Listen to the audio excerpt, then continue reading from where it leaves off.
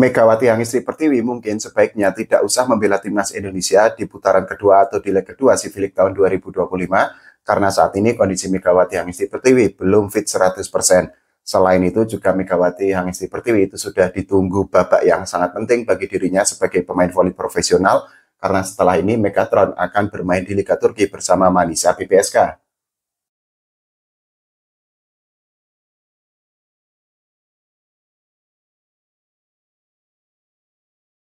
Oke teman-teman, ketemu lagi kita ngobrol santai-santai tentang timnas voli putri Indonesia, khususnya tentang Megawati Hangistri Pertiwi menjelang putaran kedua atau leg kedua Civilik tahun 2025 ini. Mungkin menurut saya pribadi seperti di opening saya tadi, Megatron sebaiknya tidak membela timnas Indonesia di pertandingan besok karena apa? Saat ini kondisi Megawati Hangistri Pertiwi itu kan belum fit 100% dari cedera yang dialaminya. Bagi seorang atlet dan khususnya untuk Megawati Hangistri Pertiwi, kondisi kesehatan yang oke, kondisi fisik yang sangat prima itu kan merupakan sebuah aset yang sangat penting dan tentu saja ketika pemain itu mengalami cedera dan terus dipaksakan untuk bermain di setiap pertandingan, tentu saja resikonya akan sangat besar. Amit-amit kalau terjadi sesuatu yang tidak diinginkan terhadap Megatron, tentu saja voli Indonesia akan mengalami kerugian dan juga kita sebagai voli mania, sebagai fans voli Indonesia juga akan merasa sangat sedih karena kapan lagi kita punya pemain yang kualitasnya itu seperti Megawati Hangistri Pertiwi. Kalau kita bicara tentang situasi yang dialami oleh Megatron itu memang sangat dilematis karena apa? Kalau Megatron tidak main, tentu saja akan menjadi pertanyaan yang sangat besar bagi para volimania, khususnya bagi para fans Megawati Hangistri Pertiwi sendiri. Tapi di sisi lain, kalau Megawati Hangistri Pertiwi itu bermain dengan kondisi yang masih belum 100%, tentu saja kemampuannya di atas lapangan tidak akan bisa ditunjukkan dalam performa terbaik. Dan hal itu kan sudah terbukti dari Mochi Volley Cup dan juga di leg pertama Civilik tahun 2025 ini. Di Mochi Volley Cup kita ketahui Megatron itu kan tidak bermain di setiap pertandingan di Timnas Voli Putri Indonesia. Begitu juga di leg pertama Civilik tahun 2025, Megatron itu sempat tidak dimainkan ketika Timnas Indonesia menghadapi Timnas Thailand. Perolehan poin dari Megatron itu kan juga tidak terlalu banyak. Ketika menghadapi Vietnam, Megatron hanya bisa mencetak 10 poin. Bahkan kemarin saat menghadapi Timnas Filipina, Megawati Hangistri Pertiwi itu kan hanya bisa mencetak 5 poin saja untuk Timnas Voli Putri Indonesia. Yang perlu digarisbawahi adalah gini bahwa Megatron ini kan secara intensitas latihan dan juga secara intensitas pertandingan itu kan seolah tidak ada jedanya, seolah tidak ada liburnya sejak dirinya itu membela Red Spark.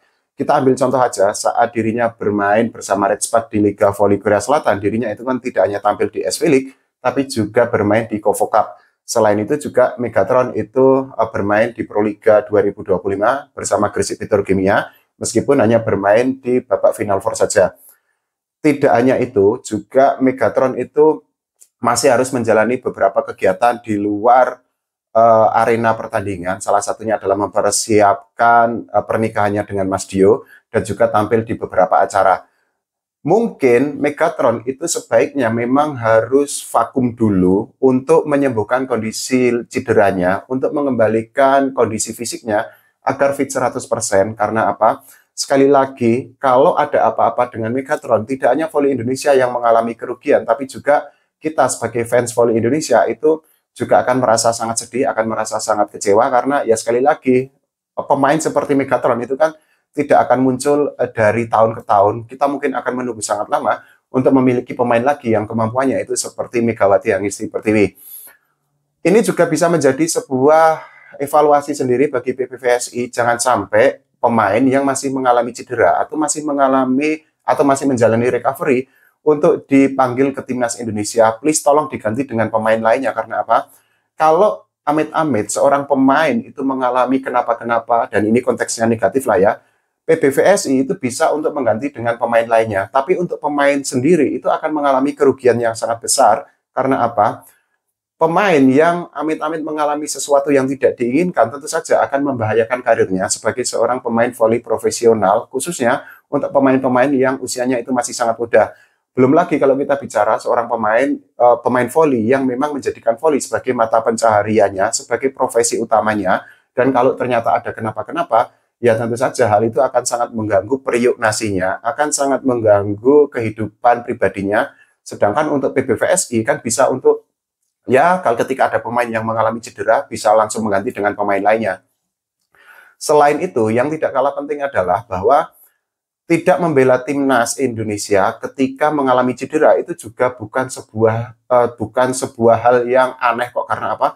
Ya ada banyak atlet yang ketika mengalami cedera itu memilih untuk tidak membela timnas Indonesia atau bahkan dicoret dari timnas Indonesia dengan tujuan tentu saja agar kondisi fisiknya itu bisa fit 100%, bisa untuk mengembalikan kondisi fisiknya. Nah, hal itu mungkin yang bisa diambil oleh Megawati Hangisi Pertiwi. Sekali lagi ini POV saya lah ya, bahwa mungkin ada banyak volley-mania yang tidak setuju, ada juga yang setuju, ya nggak apa-apa. Yang penting kita diskusi sehat, kita berpikir jernih, kita berpikir rasional, dan kita harus memperhatikan nasib Megawati Hangisi Pertiwi ke depannya. Karena apa?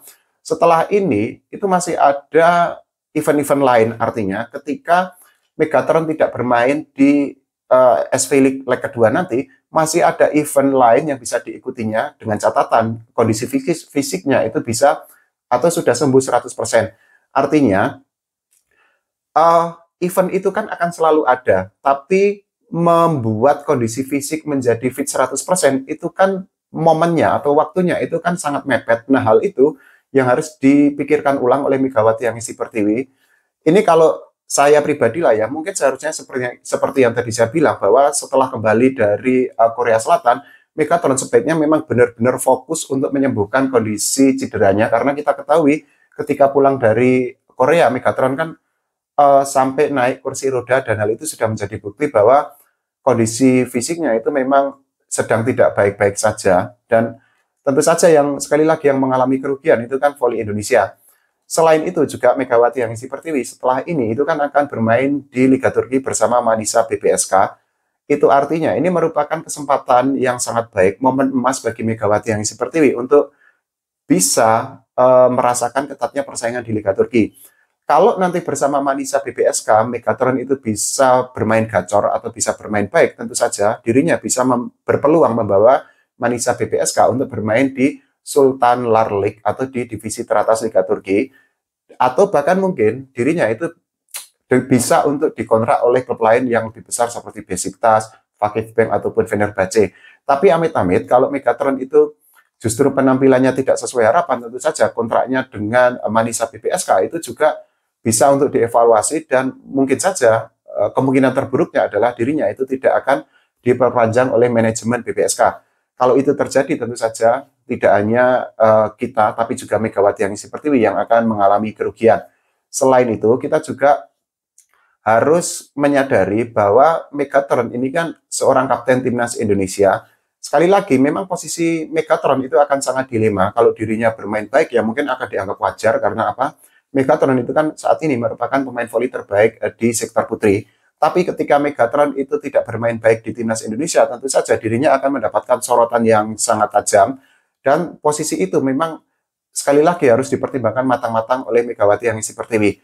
Toh ada atau tidak ada Megatron, sebenarnya voli Indonesia itu kan juga sudah mulai kesulitan untuk mendapatkan prestasi. Bukti terbaru itu kan sudah terlihat di CV League tahun 2025 di leg pertama kemarin. Dari 3 pertandingan yang dijalani oleh para pemain timnas Indonesia, 3-tiganya itu kan selalu kalah. Ini bukan berarti bahwa Megawati Hangisi Pertiwi itu jelek, enggak. Megatron itu tetap baik, tapi ini adalah fakta bahwa timnas voli putri Indonesia itu sudah mulai ditinggalkan oleh timnas Thailand, oleh timnas Vietnam, dan juga oleh timnas Filipina untuk kawasan Asia Tenggara sendiri. Analoginya menjadi gini, mungkin Megawati Hangisi Pertiwi itu perlu mundur 1 langkah untuk bisa melesat atau bisa melangkah 5 langkah, 6 langkah, 7 langkah ke depan. Karena apa?